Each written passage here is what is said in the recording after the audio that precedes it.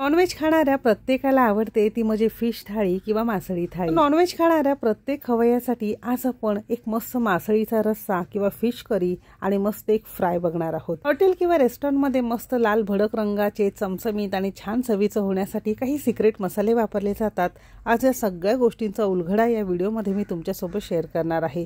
म्हणजे अगदी घरच्या घरी तुम्हाला असे हे चमचमीत मासळी किंवा नॉनव्हेजचे प्रकार करून खाता येणार आहे। रेसिपी नेहमीप्रमाणे भरपूर टिप्ससह तुमच्यासोबत मी शेअर केलेली आहे, म्हणून ती अगदी शेवटपर्यंत नक्की बघा। जर रेसिपी आवडली तर एक लाईक नक्की करा। चला तर मग वेळ न घालवता रेसिपीला सुरुवात करूया।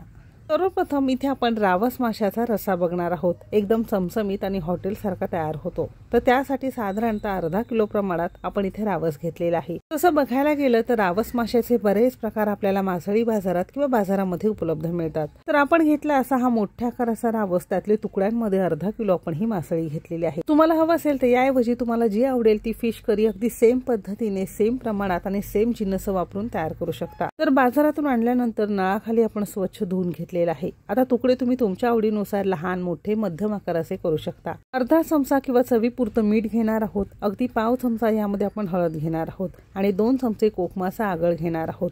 तुमच्याकडे कोकमाचं रेडीमेड आगळ नसेल तो कोकम काही वेळ पाण्यामध्ये भिजत घाला, कुस्करून त्याचा रस तुम्ही इथे वापरू शकता। काही ठिकाणी चिंचेचा कोळ सुद्धा वापरतात, तर तुम्ही तो वापरला तरी सुद्धा चालू शकेल।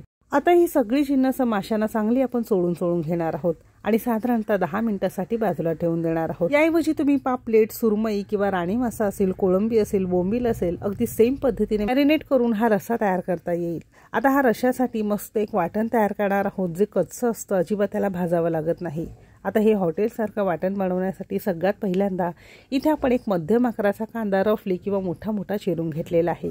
कांदा खूप जास्त रश्श्याला घालायचं नाही, नाहीतर त्याने थोडंसं गोडसर तुमचा रस्सा होऊ शकतो। हा नसेल तर 2 मध्यम आकाराचे कांदे घेऊ शकता। अर्धी वाटी किंवा 100 ग्रॅम प्रमाणात किसून घेतलेलं ओलं खोबरं घेतलेलं आहे।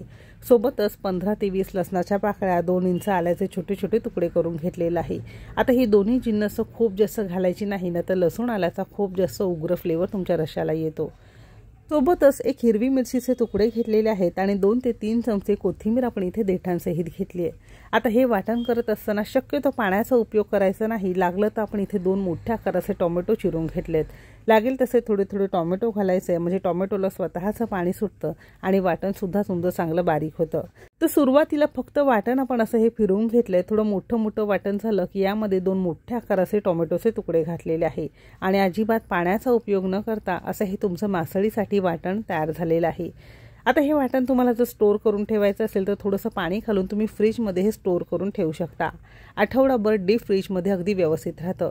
जेव्हाही बनवायचं असेल फक्त थोडं रूम टेम्परेचर करायचं आणि हे वाटण वापरून तुमच्या आवडीचा कोणताही मासळीचा फिशचा रस्सा किंवा ग्रेव्ही तुम्हाला यापासून तयार करता येईल। फक्त वरून तुम्हाला टोमॅटो यामध्ये परतून घालावा लागणार आहे। आता आपण लगेचच करणार आहोत, म्हणून टोमॅटो घालून लागलीच आपण हे सगळं वाटण असं तयार केलेलं आहे। 10 किलो मासळीच्या रश्श्यासाठी हे वाटण अगदीच परफेक्ट आहे। आता वाटण तयार आहे, मच्छी सुद्धा छान मॅरिनेट करून झालेली आहे। आता गॅसवर आपण एक कढई गरम करत ठेवलेली आहे। कढई छान गरम झाली की 2 पळी आपण यामध्ये तेल घेणार आहोत। तेल तुम्ही तुमच्या आवश्यकतेनुसार कमी अधिक करू शकता। आपल्याला मोठ्या आचेवर हलकंसं गरम करून घ्यायचं आणि लगेचच आपण तयार केलेलं वाटण यामध्ये घालणार आहोत। लक्षात असू द्या तेलाचा ताव खूप जास्त कडकडीत गरम नसावा, नाहीतर हे आपल्या अंगावर किंवा तोंडावर उडू शकतं। हलकंसं तेल गरम झालं की वाटण घालणार आहोत आणि अगदी मध्यम आचेवर एक 7 ते 8 मिनिटं अगदी खरपूस आपण हे छान भाजून घेणार आहोत। आपण घेतलेली सगळी जिन्नस कच्ची असल्यामुळे चांगली भाजून घेणं किंवा परतून घेणं खूप जास्त गरजेचं आहे। तर मध्यम आचेवर साधारणतः एक 5-6 मिनिटं असं छान तेल सुटेपर्यंत आपण परतून घेतलेलं आहे। तर हॉटेल सारखं मस्त चमचमीत फिश करी किंवा फिश फ्राय होण्यासाठी इथे आपण आपला कुकिंग तिकीट मराठीचा स्पेशल मासळी मसाला किंवा मच्छी मसाला वापरलेला आहे। आता यामध्ये आपण सगळी जिन्नस सगळे मसाले घातलेले आहे, म्हणजे वेगळे तुम्हाला वरून मसाले वापरावे लागत नाही। म्हणजे आपण पारंपरिक पद्धतीत कसं धने, जिरे, काळी मिरी, लाल सुक्या मिरच्या सगळ्या भिजून वगैरे वाटण करत असतो, तर यामध्ये आपण सगळं वापरलेलं आहे। तर साधारणतः इतक्या जिन्नसांसाठी 1 चमचाभर आपण इथे हा मसाला घातलेला आहे। तर आपल्या कुकिंग तिकीट मराठीचा स्पेशल मच्छी मसाला किंवा मासळी मसाला बऱ्याच जणांनी घेतलेला आहे, तर हा वापरायचा नक्की कसा, तर बऱ्याच जणांचे प्रश्न होते, तर त्यांच्यासाठी हा व्हिडिओ. तुमच्याकडे हा मासळी मसाला मच्छी मसाला नसेल तर रोजच्या वापरातला मालवणी मसाला किंवा आपल्याकडून घेतलेला मालवणी मसाला वापरू शकता, किंवा तुम्ही रोजच्या साठवणीचं तिखट वापरलं तरी सुद्धा चालू शकेल. पण आपल्या या मासळी मसाल्याचा रंग तुम्ही बघू शकता, मस्त लाल भडक जसा हॉटेलमध्ये ग्रेव्ही मिळते तसा मिळतो. थोडंसं परतून घेतलंय, थोडं कोरडं वाटत होतं म्हणून थोडंसं पाणी घालून छान तेल सुटेपर्यंत फक्त 2 मिनिटं आपण हे परतून घेणार आहोत. सगळ्या घरात मसाल्यांचा छान घमघमाट आणि सुगंध पसरलेला आहे. रंग बघू शकता किती सुंदर आलेला आहे.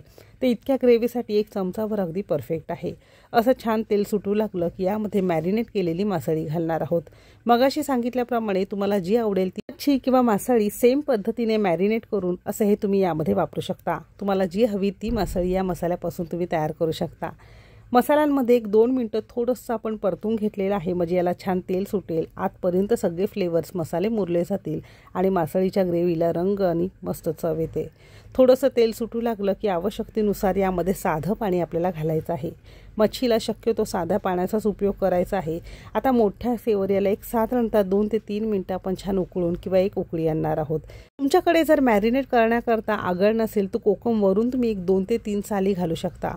रंग बघू शकता किती सुंदर आलेला आहे. आता जितका रस्सा तुम्हाला पातळ घट्ट लागत असेल त्यानुसार तुम्हाला यामध्ये साधं पाणी घालायचं आहे आणि साधारणतः 3 ते 4 मिनिटांनंतर हे छान तुकडे शिजलेले आहेत, कारण मासळीला शिजायला फार जास्त वेळ लागत नाही.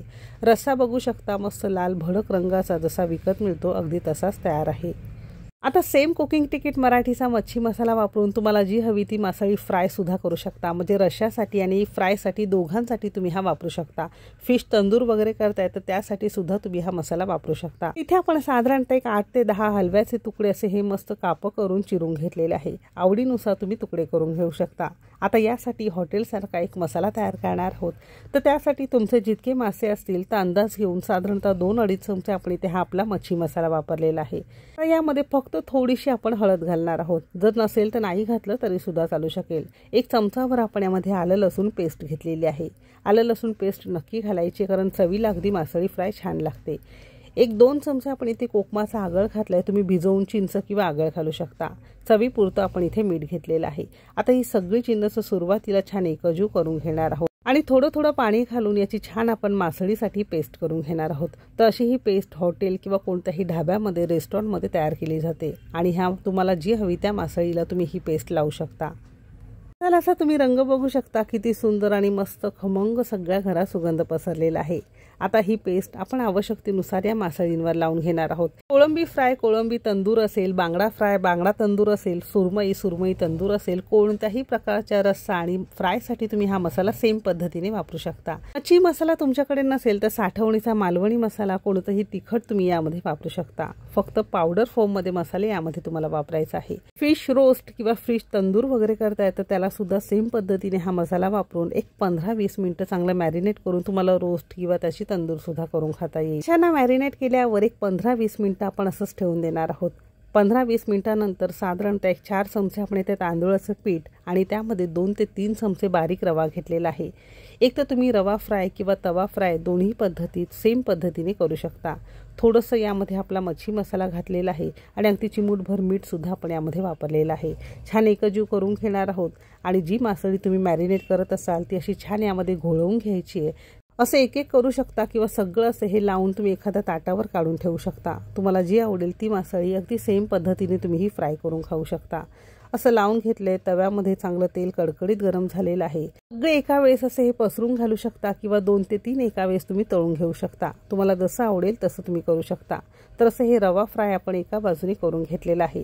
2 मिनिटांनंतर बाजू सुकली की बाजू उलटून घेणार आहोत. आता गॅस आपल्याला मध्यम ठेवायचा आहे, म्हणजे सुरुवातीला मोठ्या आचेवर 2 ते 3 मिनिटं करून घेतले. बाजू उलटून घेतल्यानंतर दुसऱ्या बाजूने मध्यम आचेवर साधारणतः 8 ते 10 मिनिटं चांगलं खरपूस आपल्याला हे फ्राय करून घ्यायचं आहे.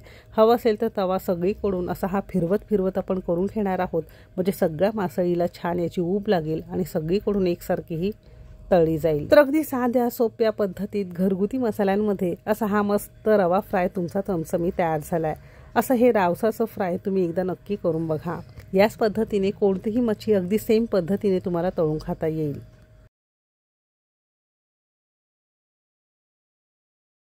तर आपल्या कुकिंग तिकीट मराठीच्या मच्छी मसाल्यांमधल्या या रेसिपी तुम्हाला कशा वाटल्या कमेंट करून नक्की सांगा। रेसिपी जर आवडली असेल तर एक लाईक नक्की करा, चॅनेलवर नवीन असाल सबस्क्राईब करा। आपले मसाले सगळे 100% शुद्ध आहेत, ऑर्गेनिक आहे, शिवाय खरपूस भाजून डंकावर कुटून तुम्हाला दिले जातात। यामध्ये कोणत्याही प्रकारचा आर्टिफिशियल कलर किंवा फ्लेवर वापरलेला नाही।